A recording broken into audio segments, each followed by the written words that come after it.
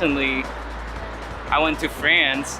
I went to France with 12 students from college, FLCC, Finger Lakes Community College here in upstate New York, and 2 teachers, Barbara Kruger from the languages department, and Dr. Brown from humanities department.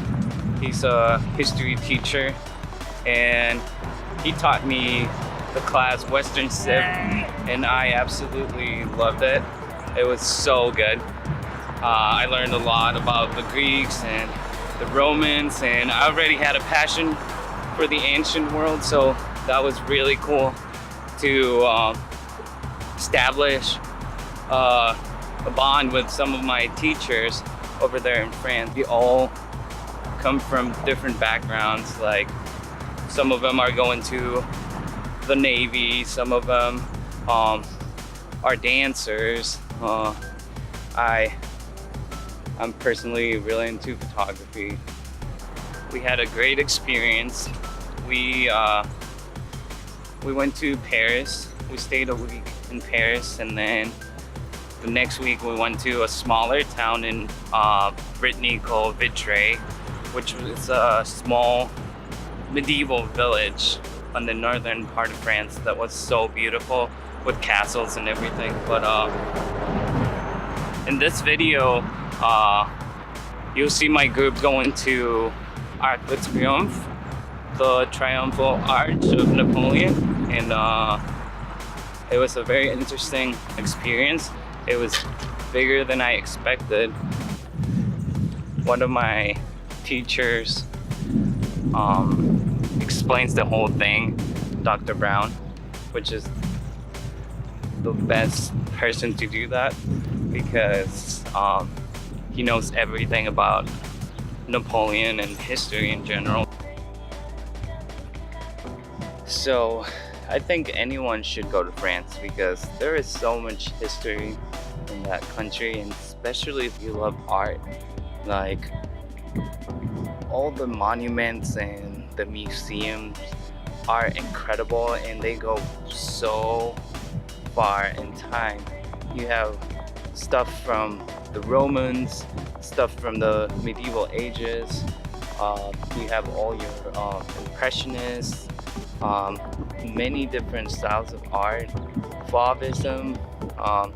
France is a cradle of culture. Many people have always traveled to France to fulfill their artistic dreams. Leonardo da Vinci, Oscar Wilde, Jim Morrison, Picasso, everyone who has made a name in art has traveled at least once to Paris, and it's such an incredible city.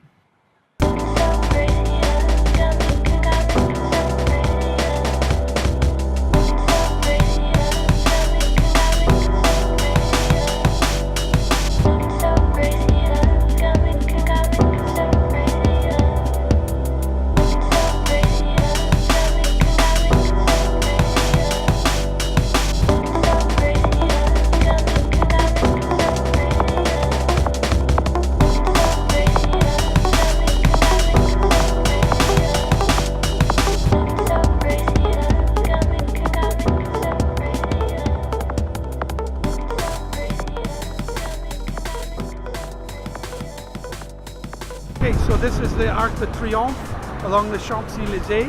It was built in 1806 by Napoleon to commemorate his the Battle of Austerlitz, which was his greatest battle, and unfortunately wasn't completed until after he fell from power. So some of the sculptures that you see on the sides, or 4 main sculptural panels, were constructed in the 1830s. But it's very much a monument to French imperial power, and particularly to Napoleon's record of military success. Many of his battles are up in the roundels there. The names of his generals are inside the spandrel of the arch. It's just, and it's much bigger than most people usually think of. The Tomb of the Unknown Soldier is underneath the arch with the eternal flame, and we'll see that when we go underneath.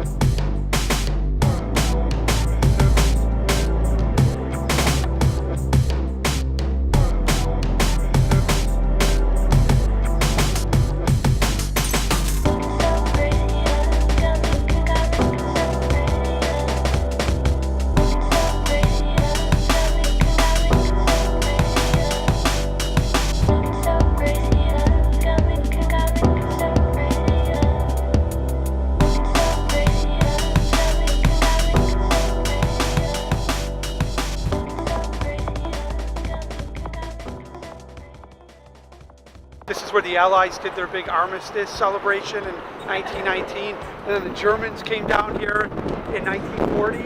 And then we came down here in 1944. All the Allies filled the Champs-Élysées and marched in triumph all the way down it.